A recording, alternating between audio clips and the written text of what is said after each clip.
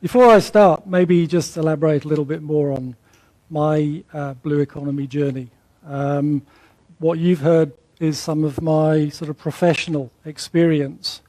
I started out as an undergraduate studying marine sciences and fisheries a few years ago, and from there I became a commercial diver. And I can tell you that being here in Barbados by the Caribbean Sea is far more impressive than if we were in the North Sea in the UK, which is cold, dark, and sometimes quite a scary place to be. So I've been doing blue economy on and off. The blue economy is something that I've lived with, and I was lucky that I joined the Commonwealth Secretariat in 2011, and lo and behold, in 2012, the Rio Conference launched, and the blue economy came front and center into where we are now, I guess. So what I'm going to talk about is just give you some perspectives, I guess, on maybe some of the high-level issues around the blue economy concept, and to talk a little bit about what may or may not be achievable with the blue economy. I'm not going to give you a definition of the blue economy. Anyone that wanted me to, I'm not going to do that, but we can certainly talk about some of that later. So this concept of the blue economy, it's emerged very strongly over the last 5 or 6 years, and I think it's fair to say that almost every week at the moment there seems to be a blue economy conference somewhere in the world. It becomes a little bit overwhelming for those of us involved. And the other thing is that the blue economy has become very much touted as a panacea to most of the development ills of the world, both for the least and most developed countries. And it's going to create jobs, and it's going to create all sorts of value, and we're going to have healthy marine ecosystems. And the blue economy is just going to be fantastic. And as a result of that, island nations, including Barbados, have expressed their desire to pursue development strategies that are strongly underpinned by ocean resources. So it may come as a bit of a surprise if I say, well, hang on a minute, maybe we need to be a little bit cautious about this concept of the blue economy. Maybe we need to consider what it really can and cannot deliver. And the first thing I'd like people to take home from this, and people have mentioned it already, is that the blue economy actually isn't new at all. Particularly island nations, coastal nations around the world, they've been doing the blue economy for a very long time. Many countries have economies that are founded on ports and shipping, fisheries, maritime tourism, oil and gas exploration. These are all things that are part of the blue economy. So we shouldn't really see the blue economy as something new or separate from current domestic activity. What we should see the blue economy as is an opportunity to highlight much more than we have in the past how the oceans can contribute to a broad range of socio-economic and environmental development opportunities. Having said that, the one thing that is new about the blue economy is that over the last few years it's become much more clear how important the health of the ocean is in supporting these activities, livelihoods, and the economies of countries that rely on it. And I think it's also true to say that certainly in the last year or two, high-profile figures like Sir David Attenborough have helped to bring the issues of ocean health to a mainstream audience. And so as somebody that trained as a marine scientist 30-odd years ago and has worked in the ocean affairs for more than half his career, it's really both timely and welcome that oceans are now front and center of the international development agenda. Now, if you go particularly to island nations and you start talking about the blue economy, inevitably people will start talking about fisheries and fishing, and it's very true that globally fisheries and fishing makes up a significant component of maritime activity. But we need to take a much more broad view of what the blue economy can be. The blue economy does have an opportunity to look at a broad range of different sectors, and it does have the opportunity to contribute to growth from both living and non-living resources, and we've heard people talk about deep sea mining. So the first thing I'd say is that the blue economy, a blue economy approach, first of all, we really need to focus on transforming the mainstream sectors that we currently have. We need to improve the way that many of those sectors are performing, and we need to look at the aspects of the ocean that underpin the success and the growth of those sectors. And part of that means that we need to start thinking about something that we call natural blue capital. In other words, the intrinsic value of marine habitats, ecosystems, and resources, the things that actually underpin the very activities that we're talking about. And we need to consider how we can protect that, and how we bring that into mainstream economic thinking. In terms of future uses, we've talked about current uses. In terms of future uses, there are a number of things that people are talking about. So aquaculture or mariculture, in other words, farming marine species. Biotechnology, so using biological material and converting it into high-value products. Tourism and leisure based around the ocean. And marine renewable energy is something that people are talking about. And all of these have an essentially technological component. So one of the key things about developing the blue economy is that we're going to have to invest very heavily in capacity building, in technology, and we're going to have to attract private sector investment into supporting this transition. And one final thing that I would say about the blue economy is that a really key component of it has to be what we think about value chains. So for example, if we take fisheries, the opportunities for extracting more value from fisheries by extracting more resource are very, very limited, almost anywhere in the world.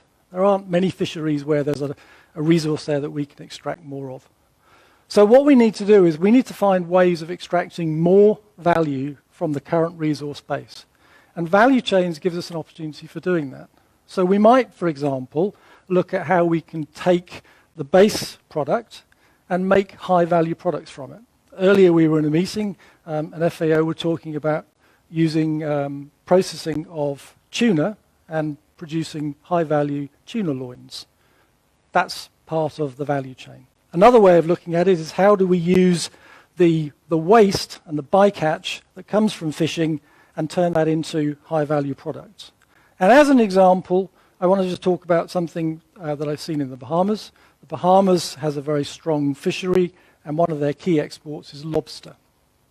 They're caught on large vessels, which spend a couple of weeks at sea, and then they come back to port. Now, in the Bahamas, they only land the tails of the lobster.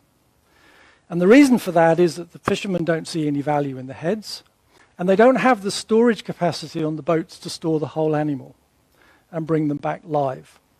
But what if there was value in the heads? What if we could convert the heads into some high-value product using a biotechnology process?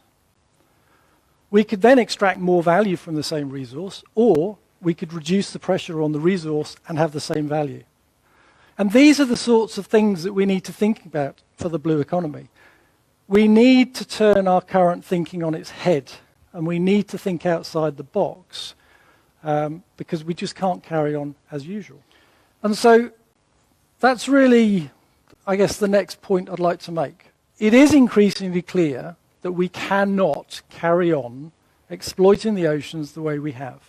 We can't simply carry on business as usual and rebrand it the blue economy. Society faces significant challenges in the future if we don't transition to a more sustainable use of our planet. And the oceans in particular face the double whammy of increasing environmental pressures and decreasing resilience as a result of climate change. The Caribbean marine ecosystem has suffered from a number of pressures. So we just saw a picture of plastic waste, marine pollution is one, invasive species is another. Climate change is causing all sorts of problems, including temperature changes, which is causing coral bleaching and death. We have a number of significant habitats, such as mangroves and seagrass, that have declined significantly over the last few years. And if you look at this graph, what this shows is that a number of indicators of economic activity, so GDP and island tourism, have increased over the past few years. But at that same time, a number of indicators of environmental decline have also followed that same trend. So what we're seeing is that as the economy grows, environmental degradation increases. And the thing about the blue economy is we've got to find a way of decoupling that connection. We've got to find a way of allowing the environmental health to be maintained or even improved, preferably improved, whilst not damaging economic growth. So it's just not enough that we continue as we are and call it the blue economy. We've got to find new ways of doing things. We can't develop sustainable fisheries unless we protect the resource base and the habitats that support them. We can't develop and support coastal tourism if we damage the very resources that the tourists are coming to see. We can't develop new sectors such as aquaculture, which rely on clean water, if we continue to dump sewage and chemicals into the Caribbean Sea. So these are some of the challenges that are facing the Caribbean Sea and everywhere else in the world, and the development of the blue economy. So is it all doom and gloom? Is the idea for Barbados of a blue economy simply an aspiration? Well, I'd say the answer to that question is it depends. It depends how Barbados perceives and develops its blue economy. It depends how Barbados rationalizes these two seemingly opposing views, that on the one hand, we've got opportunities for growth, unfettered growth and dealing with all these problems, but on the other hand, ocean health continues to decline. The fact is that Barbados has a significant maritime space under its jurisdiction, much of which is probably underexploited, and certainly much of which they know very little about. So the opportunity is there. But we've got to change the way that we are doing things. Real change is possible if countries develop realistic strategies for dealing with some of these issues at the same time as growing the blue economy.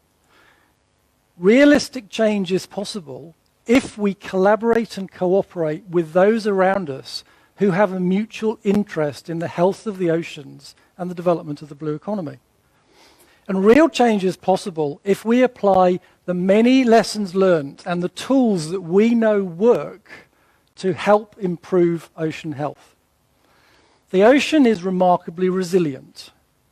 If it's given the chance, or if they're given the chance, marine ecosystems will improve. They may not recover fully, but they will recover their health, and they will certainly be in a better state than they are now. So, for example, if we protect marine ecosystems through better coordination across sectors and by the application of protective measures such as marine protected areas, and we use surveillance and enforcement tools, we will undoubtedly strengthen the management and protection of fishery resources, which in turn will contribute to food security. If we focus on protection of coastal habitats, we will build resilience for the sort of challenges that this region faces in terms of climate change. If we use ocean-based renewable energy, we can start to reduce the dependency on imported fuels. So the question we have to ask is this: does the blue economy simply mean trying to extract more from the oceans without halting the decline? Or are we actually serious about transforming our relationship with the ocean? The opportunity for the blue economy is real and tangible, but it's not going to happen unless we're prepared to radically change the way that we deal with the oceans. Thank you very much.